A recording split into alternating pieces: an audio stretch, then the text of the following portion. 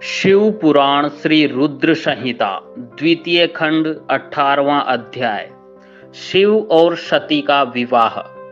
ब्रह्मा जी बोले, नारद, जब मैं कैलाश पर्वत पर भगवान शिव को प्रजापति दक्ष की स्वीकृति की सूचना देने पहुंचा तो वे उत्सुकता पूर्वक मेरी ही प्रतीक्षा कर रहे थे। तब मैंने महादेव जी से कहा, हे भगवान, दक्ष ने कहा है कि वे अपनी पुत्री सती का विवाह भगवान शिव से करने को तैयार है, क्योंकि सती का जन्म महादेव जी के लिए ही हुआ है। यह विवाह होने पर उन्हें सबसे अधिक प्रसन्नता होगी। उनकी पुत्री सती ने महादेव जी को पति रूप में प्राप्त करने हेतु ही उनकी घोर तपस्या की है। उन्हें इस बात की भी खुशी है कि मैं स्वयं आपकी आज्ञा से उनकी पुत्री के लिए आपका अर्थात भगवान शिव का विवाह प्रस्ताव लेकर वहां गया।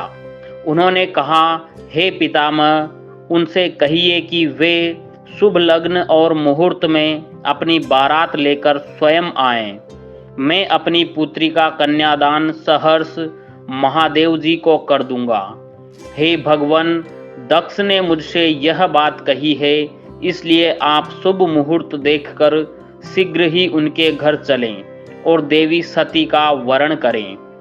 हे नारद, मेरे ऐसे वचन सुनकर शिव जी ने कहा, हे संसार की सृष्टि करने वाले ब्रह्मा जी, मैं तुम्हारे और नारद जी के साथ ही प्रजापति दक्ष के घर चलूंगा।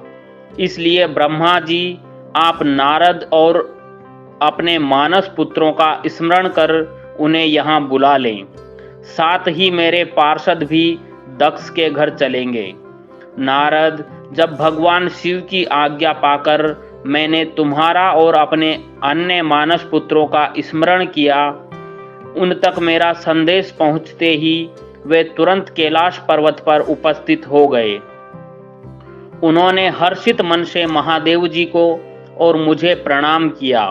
तत्पश्चात शिवजी ने भगवान श्री हरि विष्णु का स्मरण किया।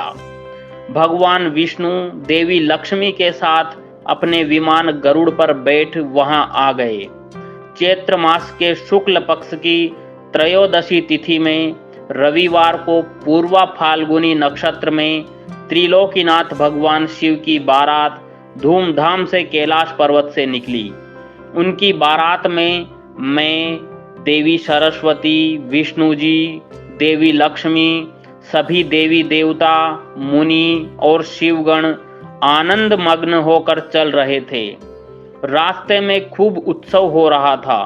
भगवान शिव की इच्छा से बैल, बाघ, सांप, जटा और चंद्रकला उनके आभूषण बन गए। भगवान स्वयं नंदी पर सवार होकर प्रजापति दक्ष के घर पहुंचे। द्वार पर भगवान शिव की बारात देखकर सभी हर्ष से फूले नहीं समा रहे थे। प्रजापति दक्ष ने विधि पूर्वक भगवान शिव की पूजा अर्चना की। उन्होंने सभी देवताओं का खूब आदर सत्कार किया तथा उन्हें घर के अंदर ले गए। दक्ष ने भगवान शिव को उत्तम आसन पर बैठाया और हम सभी देवताओं और ऋषि मुनियों को भी यथा योग्य स्थान दिया। सभी का भक्ति पूर्वक पूजन किया। तत्पश्चात दक्ष ने मुझसे प्रार्थना की कि मैं ही वैवाहिक कार्य को संपन्न कराऊं। मैंने दक्ष की प्रार्थना को स्वीकार किया और वैवाहिक कार्य कराने लगा। शुभ लग्न और शुभ मुहूर्त देखकर प्रजापति दक्ष ने अपनी पुत्री सती का हाथ भगवान शिव के हाथों में सौंप दिया और विधि विधान से पाणी ग्रहण संस्कार संपन्न कराया। उस समय वहां बहुत बड़ा उत्सव हुआ और नाच गाना भी हुआ। सभी आनंद मग्न थे। हम सभी देवी देवताओं ने भगवान शिव और देवी सती की बहुत स्तुति की और उन्हें भक्ति पूर्वक प्रणाम किया।